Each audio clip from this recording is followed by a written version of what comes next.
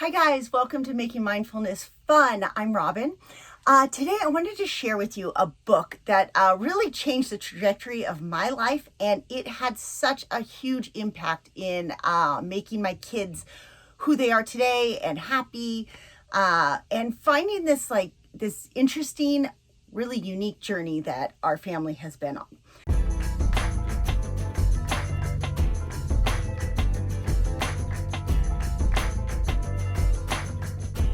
So back before we lived in an RV, back before we were this adventure travel family, way back, probably 15 years ago, I was so driven. I know I seem like I'm driven now, but I was so driven to the point of not being healthy.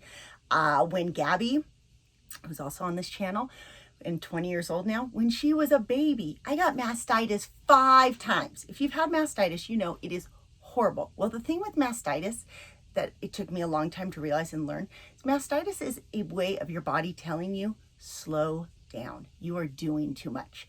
In fact, I remember a couple years after that, I got shingles twice. Shingles is, again, a way of your body telling you, slow down. You are doing too much.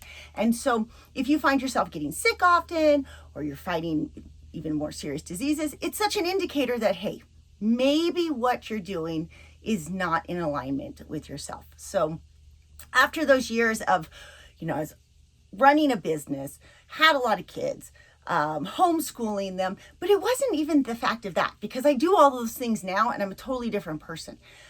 What happened was I was doing it out of a thought process of, I'm not important unless I'm blank, and just kept pushing myself and someday I'll achieve this, and if I have this much money I'll be happy, or if my house is more perfectly organized or cleaner, or all these things. I kept putting expectation, and wasn't really in my body in the present moment. I was so far in the future, always going to attain some goal. I'm going to eventually have it all.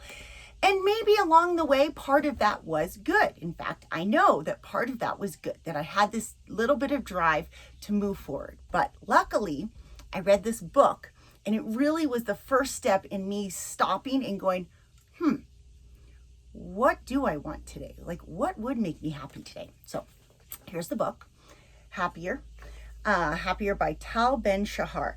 And this was written in 2007. I think it was the next year, 2008 or 2009, that I discovered it. And I decided, I was homeschooling the kids.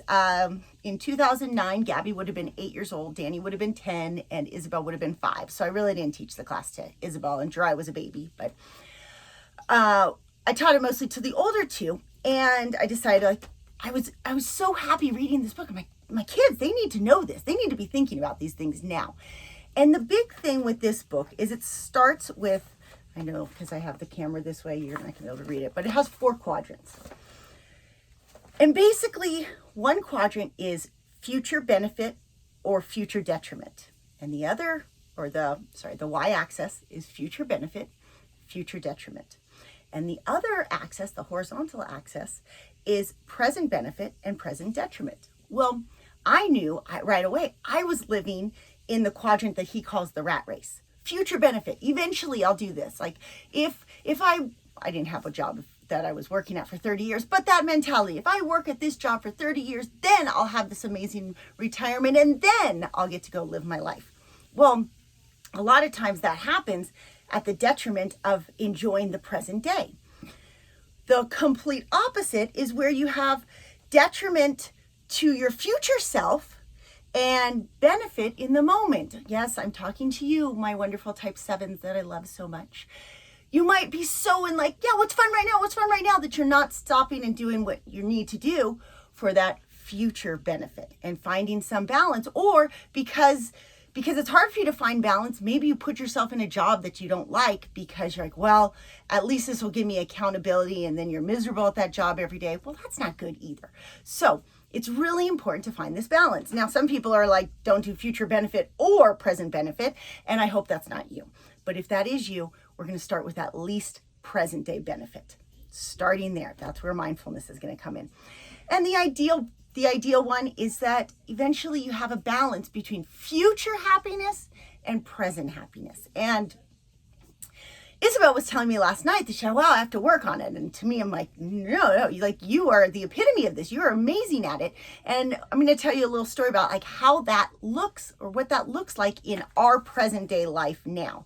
So, we wake up in the morning, whether we're in Montana or we're on a road trip in our RV, we always pretty much wake up and work towards this business model. Now, if you don't know, we also have another business, Nomads with a Purpose. So every morning we wake up and we're either recording a blog or recording a podcast, writing a blog, recording a podcast, recording a YouTube, engaging in social media, creating pins. Every morning we wake up, and while, yes, this does bring some present enjoyment, it's a job that we are really passionate about. It aligns with our talents, and we do feel like it's important part of us. It's not like a job that we have to do. Sometimes these tasks get to be overwhelming, but we realize it's for a future benefit. We've done Nomads with a Purpose for a couple years, and to see it make money and help people, then we know that's a future benefit. Well, then at some point in the morning, we stop and then we go play. We go rock climb and we go for a hike. And while those do provide future benefits as far as health, they're really being done because they're just fun. It's a great way to spend the day. And if money wasn't an object, I still probably would work and record these videos, but I'd probably do it a whole lot less, because the present benefit of rock climbing or hiking or surfing or doing any type of activity outdoors for me is present benefit. So what the cool thing is, to me now, this makes sense. And of course, when we come back, we spend the time to prepare really healthy food. And again, that's not always the most fun. Like, more fun would be like, hey, let's go to the brewery and get beer and burgers. But we go, no, we care about our future benefit, our future health. So we come back to the RV or to our house, and we all sit around the kitchen table or kitchen counter and chop vegetables for an hour and saute them so that we can have a really healthy meal. Okay, balancing out both ends of the spectrum. What this book did that was so amazing, besides like the quadrants, it's kind of like a light bulb. It's something so simple. You're like, duh, you should always be balancing it. But that duh moment doesn't always happen so easily for us. So what this book did was kind of, there's a circle here. Let's see if I get it closer, of like what I can do, what I want to do, what I really want to do, and what I really, really want to do. And that was a whole nother light bulb moment, because how often did, like, when you were a kid, someone say, like, they said, oh, you can be whatever you want to be, but it was always tied to a job. Oh, you can be a firefighter, you could be a doctor, you could be that. But like, we're so much more than our jobs, like, right? If you've been watching these, you see in our Enneagram videos, like, we have so much depth to our personality and to our human experience that what our job is only a small fraction of that. So for me, when I started thinking about like, oh, come on, remember at that point when I read this book, we never went camping, never went hiking. I didn't know what rock climbing was. I had never surfed. Nothing was there. Like the canvas was really a white canvas, but I had already painted it black. I had already thought like, well, this is what you do. This is just, you just wake up, you make your kids food, you do school, you do dishes, you clean the floor, then you vacuum, then you go to work, then you make dinner. And it was just like this robotic way of moving through my day. And all of a sudden I started thinking about like, oh, we could do something. And if you know from Nomads, that first step for me was like, I'm going to rent an RV. I've always wondered what it would be like to go on a road trip. I mean, I did as a kid, but I hadn't with my husband. And I said, hey, let's go on a road trip. We rented an RV, handed him the keys. It was awesome and horrible at the same time. But you started with like, oh, what do I want to do? Let's go try it. That's what you do. You take one step every day, one step forward to something I really want to do.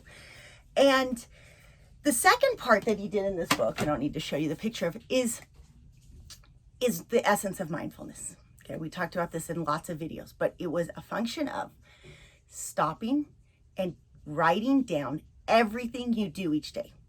Everything. You could go like, I would do it in 15-minute chunks if you can be that disciplined. 15-minute chunks through your day. look at where you spend your time. And so this is what I did with the kids in this course. I talked to them about this, all the concepts of happiness and who they were and what would make them really excited. And so I had them write down like their 15-minute chunks through the day. And then at the end of the week, we looked at it and said, okay, what do you want to do more of? Put 2 pluses.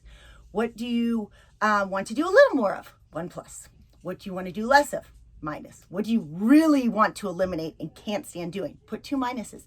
And then we looked at it. And of course, most kids would want to say like, well, I just want to eat candy and play video games all day and never do school. But my kids didn't. I don't think they gave me an answer like that. They were a little bit level-headed and said, well, I really don't like, I remember Gabby hated history. She's like, I just don't want to do history. I hate learning history. I'd rather do more math. And I was like, well, I don't really want you to, I don't care if you do more school. So fine, let's only do history once a week.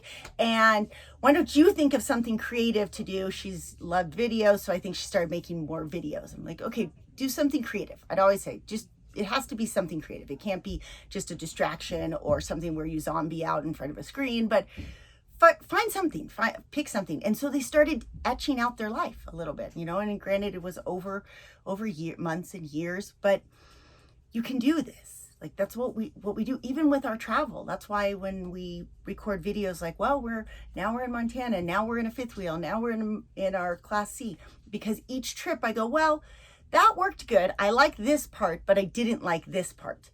So this next month, let's try this combo. And we keep making new combos in our life. So we look at our life at like little things that we can tweak, little things we can change. But some of us might need to do major rips, major changes, and that's okay too. You have to look at it in those 2 specs. Like, am I pluses and minuses? Can I change just little things in my day?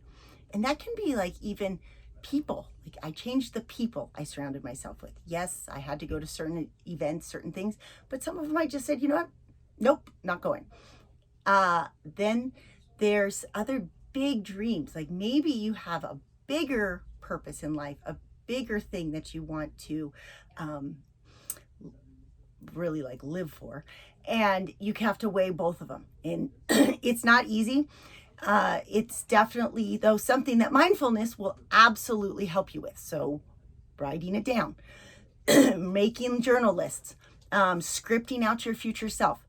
I remember I used to script out, I'm sitting at Redfish Lake enjoying a beer. Our family was all so happy. We just hiked 8 miles up to Stanley Lake, and now we're having a campfire with this amazing meal, and the weather's perfect, whatever it is that you really want.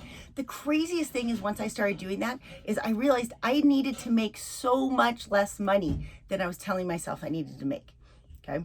So it's not to say that you might have to make twice as much money to go do, if your dream is to have a yacht and sail through Croatia, whatever it is, you might be able to affect that part of the equation, because a lot of times we're like, okay, I'm going to make money.